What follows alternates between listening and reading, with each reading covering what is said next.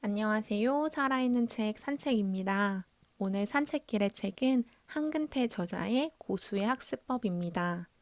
저자는 한스 컨설팅 대표로 국내 우수기업에 컨설팅 자문을 해주고 있으며 쉽고 재밌으면서도 핵심을 찌르는 명쾌한 강의로 정평이 나 있다고 합니다. 주요 저서로는 한근태의 재정의 사전, 한근태의 독서일기, 누가 미래를 주도하는가 등 다수가 있다고 합니다. 고수의 학습법 책 속에서 저자는 자신을 소개하고 있는데 1년에 3권에서 4권의 책을 쓰는 사람이고 한 달에 반 이상은 다양한 주제로 기업 강연을 하는 사람이며 여러 기업을 자문하고 컨설팅하는 컨설턴트이고 대기업 임원, 중소기업 사장을 대상으로 코칭하는 코치라고 합니다. 저자는 공부할 때 가장 큰 행복감을 느끼고 일이 있는 행복한 삶을 살고 있다고 합니다. 성공이라는 말 대신 성장이라는 말을 선호하는 저자는 배움을 즐기고 끊임없이 성장하는 배움을 탐닉하는 지식주의자라고 이야기하고 있습니다. 평생학습의 중요성을 책 속에서 강조하고 있으며 독서야말로 학습의 가장 기본이라고 이야기합니다. 책을 읽고 자신만의 생각을 글로 써나가는 것이 모든 분야의 지식을 갈고 닦는 것이라고 이야기합니다. 고수의 학습법은 학습 방법에 관한 책이며 무엇을 공부하는 것도 중요하지만 어떻게 공부를 해야 하는지의 중요성을 드러내주고 있습니다. 저자가 생각하는 효과적인 학습법은 관심 분야가 있고 공부하는 즐거움을 알아야 하며 공부를 하기 위해서는 미천이 있어야 한다고 합니다. 투자를 해야 관심이 생긴다는 것인데요. 매사에 관심이 없다는 것은 그동안 공부에 아무런 투자를 하지 않았기 때문이라고 합니다. 자발성을 가지고 투자를 해서 관심 있는 분야를 공부해야 한다는 것인데요. 마지막으로 저자의 학습의 최종 목표는 책을 내는 것인데 이처럼 생산적으로 지식을 나누고 배출할 수 있는 채널이 있어야 한다고 합니다.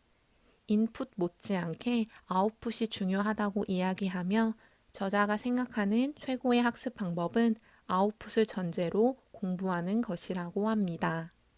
이 책은 총 5개의 장으로 구성되어 있는데 1장 지식이 어떻게 무기가 되는가, 2장 통찰력을 키우는 어른 공부, 3장 호기심은 폭넓게 어른 공부는 깊게, 4장 배움의 즐거움에 빠지다, 5장 배움을 탐닉하는 지식주의자로 되어 있습니다.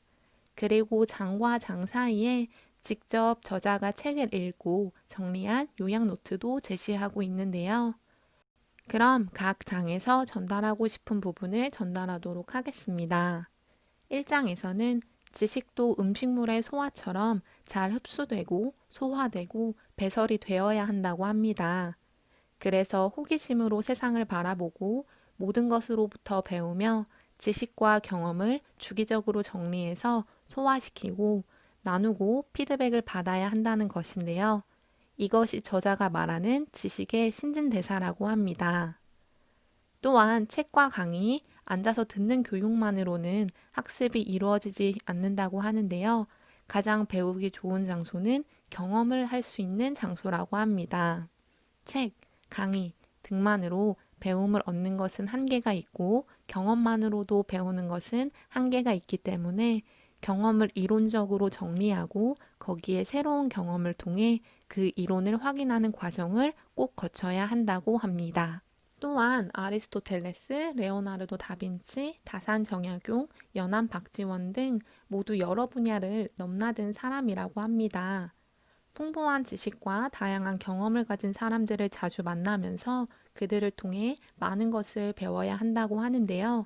깊게 파려면 넓게 파야 하며 우리는 여러 분야의 사람을 모아서 서로 자극을 주고받아 문제를 해결해 나가야 한다고 이야기합니다.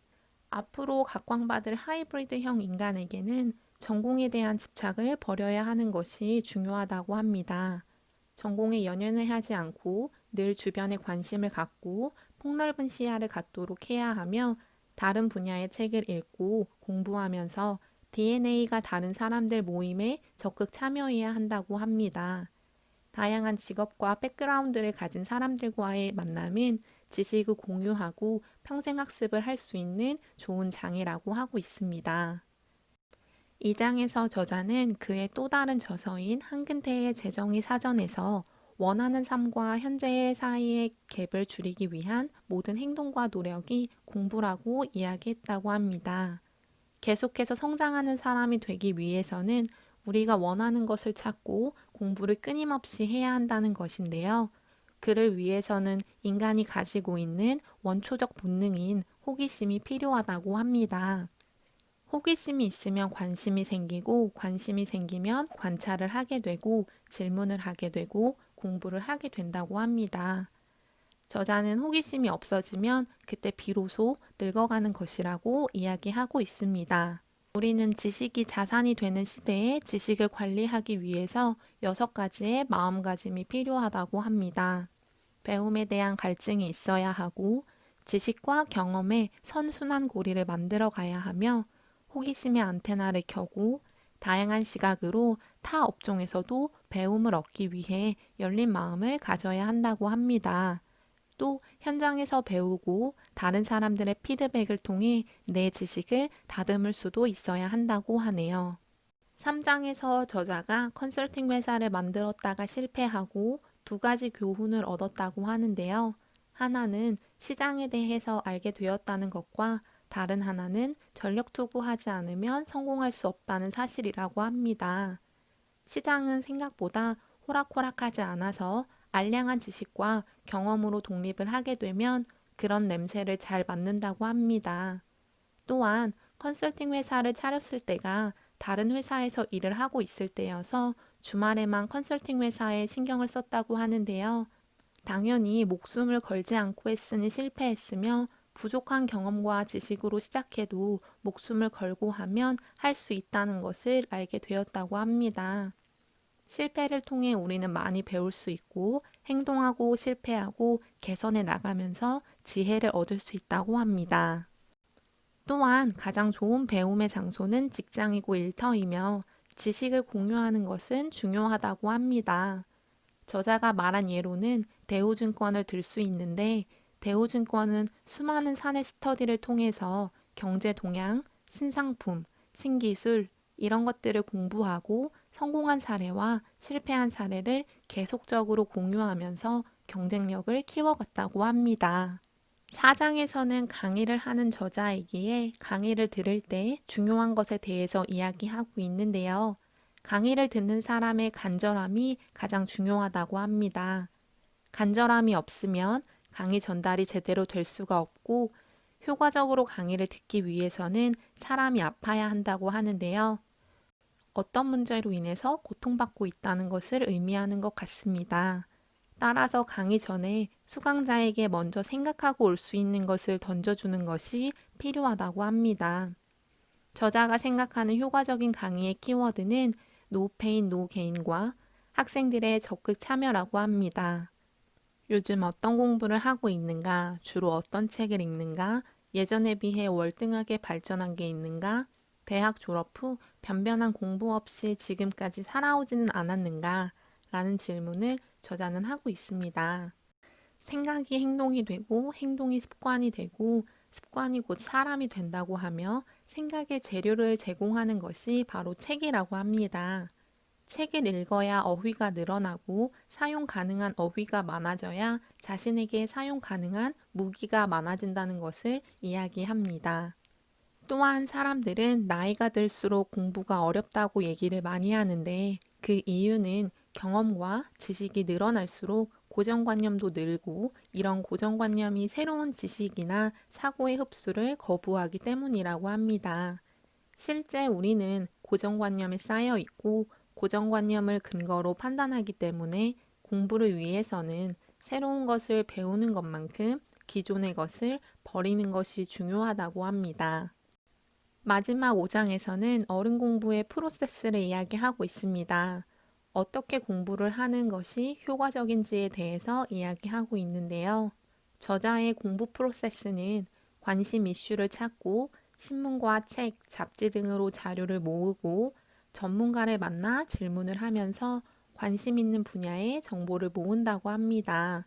그리고 생각을 정리한 후에 지인들에게 이야기를 하고 부담 없는 곳에서 강의를 진행하고 난 다음에 글로 옮기기 시작한다고 합니다. 그리고 피드백을 받아서 부족한 부분을 채운다고 하네요. 송나라 주희가 말한 순서 이점진, 숙독 이정사는 순서를 밟아 점진적으로 나아가고 깊이 읽고 자세히 생각하라는 말입니다. 기초와 근본을 튼튼히 하고 깊이 읽고 자세히 생각해야 한다는 것인데요. 그리고 더 나아가 자신의 생각을 말하고 쓰는 것도 중요하다고 합니다. 다시 말해, 우리는 각자에게 맞는 공부 방법을 찾아서 순차적으로 학습을 해나가는 것이 필요합니다. 5장에서는 공자, 피터 드러커 등의 고수들의 학습법이 나오고 있는데요. 책을 읽게 된다면 나에게 맞는 방법을 찾아서 처음에는 따라하면서 학습 프로세스를 잡아가는 것도 좋을 것 같습니다. 변화하는 세상에서 도태되지 않으려면 공부는 필수적이라는 생각이 다시 한번 들었던 책입니다. 나만의 방법으로 학습을 게을리하지 않는 하루 되면 좋겠고요. 오늘의 산책길의 책 한근태 저자의 고수의 학습법이었습니다. 감사합니다.